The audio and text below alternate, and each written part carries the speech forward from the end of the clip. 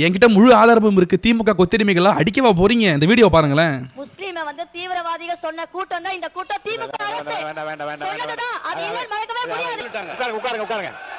அப்படியே இருக்கல.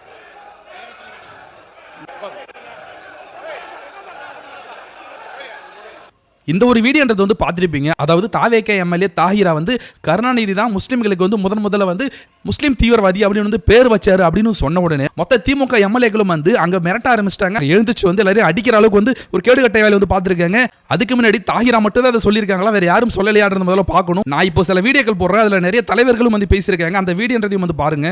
முஸ்லீம் மக்களுக்கு முதல்ல தீவிரவாதி முஸ்லீம்னு பேர் கொடுத்ததே யாருன்னா கலைஞர் கருணாநிதி தான் பேரை கொடுத்தார். இஸ்லாமிய தீவிரவாதி என்ற வார்த்தையை பதிவு செய்ததே ஐயா கலைஞர் அவர்கள் தான். முதலாக தமிழக சட்டசபையிலே இஸ்லாமிய தீவிரவாதிகள் என்ற வார்த்தையை பதிவு செய்த பெருந்தகை ஐயா கருணாநிதி அவர்கள் தான். இஸ்லாமியர்களை தீவிரவாதின்னு முதல்ல முத்திரை குத்துனது யாருங்க? முஸ்லீம் தீவிரவாதி சட்டமன்றத்தில் பேசுனது கருணாநிதியா யாரு?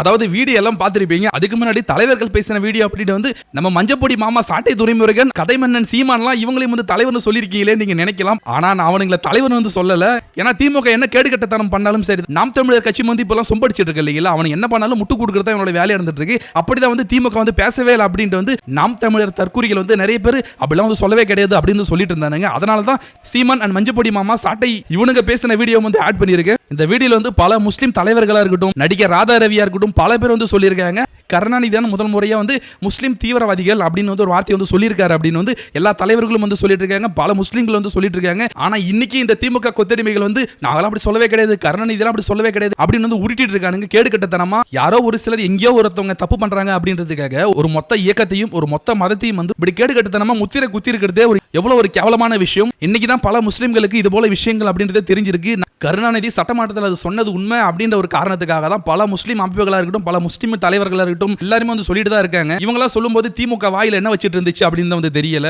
பொய் சொல்றது, மாத்தி பேசுறது, தப்பா பேசுறது, ஆபாசமா பேசுறது, இதுதான் திமுகவோட கொள்கை கோட்பாடு. அப்படிதான் வந்து இப்பயுமே இந்த விஷயத்தை வந்து பண்ணிட்டு இருக்காங்க. சோ ஃபாலோ பண்ணாதவங்க வந்து ஃபாலோ பண்ணிக்க நண்பா. தேங்க்யூ.